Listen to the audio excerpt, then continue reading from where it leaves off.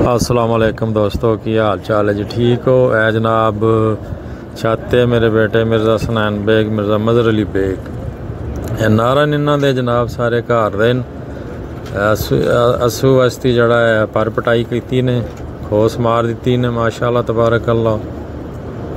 शौक करो माशाअल्लाह, उड्डे उड़ाए न बड़े ज़बरदस्त परवाजी पट्ठे न घर दे। मैं अज दोस्तों भाइयों ने शौक कराइए, शौक करो तो माशाअल्लाह ज़रूर करा करो। देखते सारे हो तो लाइक कमेंट ना करते, ज़्यादती करते हो, शौकीन बंदे हो, दाद देनी चाहिए थोड़े वास्ते। असी इन्नी मेहनत करके वीडियो बना के शेयर करते हैं, तुसी लाइक कमेंट नहीं करते, हाली देख लेंदे हो, ज़्यादती है। यदा मतलब फिर अगू वास्ते असी शौक ना कराया करिए, हैं जी। नाराज़ नहीं होना तो माशाअल्लाह ज़रूर करा करो। देखो माशाअल्लाह कितने अच्छे अच्छे प्यारे प्यारे कबूतर, माशाअल्लाह ज़रूर करा करो जी।